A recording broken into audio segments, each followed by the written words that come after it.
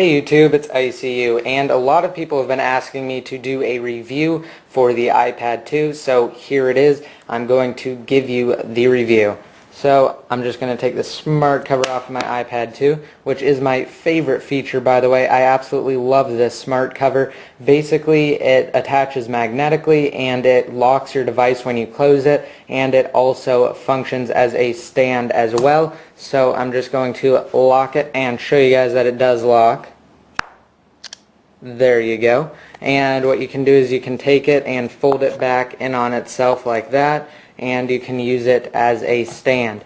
So I absolutely love the smart cover, and it's not necessarily the smart cover itself, but that the iPad actually has that ability to lock when it senses the magnet, which is right there. So it is really awesome, and it does open the doorway for a bunch of third-party companies to bring some really neat cases to the table for the new iPad 2. So what you'll also notice is that this attaches magnetically right there, and you can just take it off just as easily as that, and it just instantly snaps on like that, and it auto aligns and it does not leave scratches. So that is really nice, and it is awesome. Now this is 33% thinner than the original iPad, and I'm going to go ahead and get my iPad and show you guys a comparison. Alright, so here is the first generation iPad, and I'm going to show you guys what they look like when I put them together. So it is, again, 33% thinner, and it actually does not have an edge. It is basically just a rounded surface there, and it is also incredibly lighter. It is 15% lighter, and that actually makes up a huge difference. I know it doesn't sound like a lot, but you can definitely tell when you are holding it, and also it is just super thin. I mean, in comparison, when you take this and you're holding this, and then when you go back to this, it feels like you're going from, I don't know, something like a feather to a brick, basically. It's hard to explain unless you actually hold it, because again, it is just such a huge difference in weight and also in thickness. So I'm just going to go over some of the hardware for it now. It is basically exactly the same as the original iPad, however it does have a slightly different form factor. So there is the switch to either lock the rotation or to toggle silent mode on and off, volume rocker, and then down at the bottom we obviously have the dock connector right here. And one thing that I did notice that gets kind of annoying is when you plug in the dock connector, it actually sticks out just a little bit on the back right here, and it leaves some of that metal exposed, and the reason for that is because it actually does have that curved surface back here. Now, its speakers are pretty small, however it does deliver some nice rich sound, and it is pretty good. I haven't actually played any race car games or anything with a bunch of bass yet to determine if it produces that same acoustic resonance that the original iPad does. However, I'm sure this one meets the iPad in that as well, the first generation that is. Now it also has a back-facing camera right there and a lock switch right there. So the back camera is the equivalent to what is on the iPod Touch 4th generation.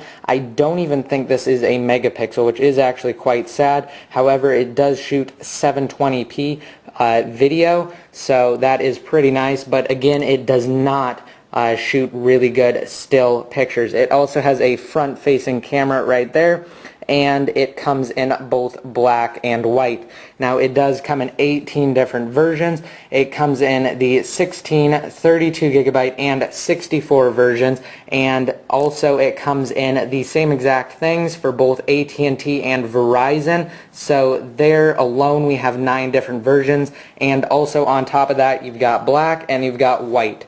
So that's what makes 18 total different models, and from what I can tell, they are completely sold out from every single store, and they are trying to get more in and trying to ship them out and make them as fast as possible. These things are just super awesome, and they sell really quick. So this thing has twice the amount of RAM as the first generation iPad. This one has half a gig of RAM, and its bus speed is double as well. So that means its RAM actually performs not only twice as fast as the first generation, but also twice as good. So it is more than twice as fast as far as snappy response time goes, and it also has a dual-core processor, which at times actually performs 3 times better than the first generation iPad. I was actually looking at a graph just the other day, and I was completely shocked at how fast this thing was in comparison to the first generation iPad. Now, I have had this for almost 4 days. I got it on Friday, and I mean, the battery is amazing. It still has that 10-hour battery. However, because I turn location services off and push notifications,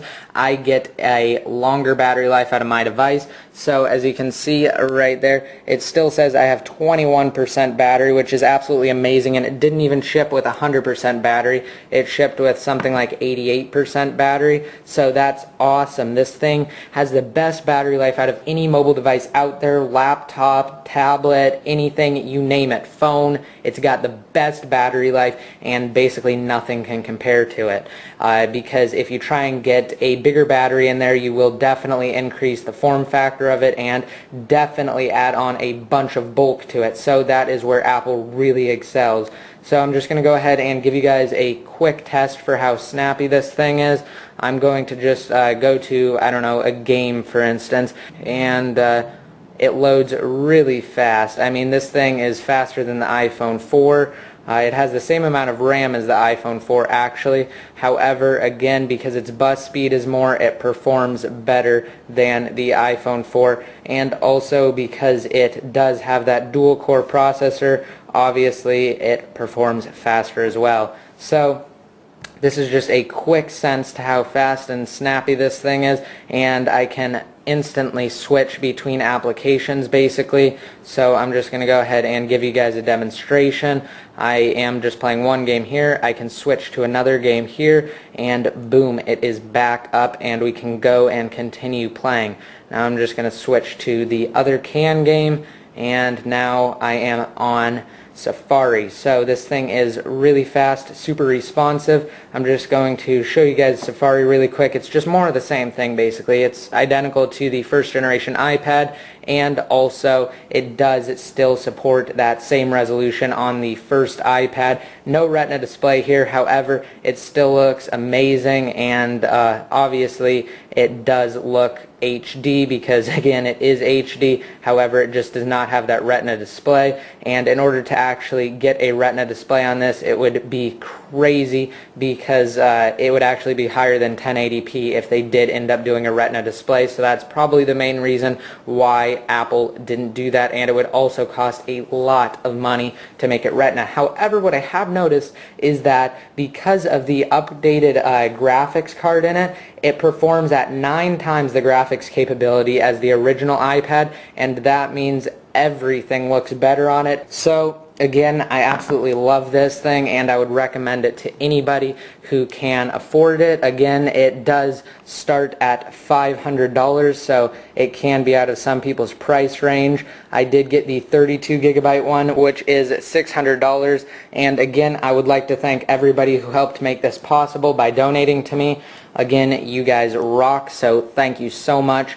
This has been awesome and a great experience, and I really love my new iPad too. So be sure to let me know what you think about my review down below in the comment section, and also rate this video up. And if you haven't already, be sure to hit that subscribe button there to get more great videos. So until next time, this is ICU signing out.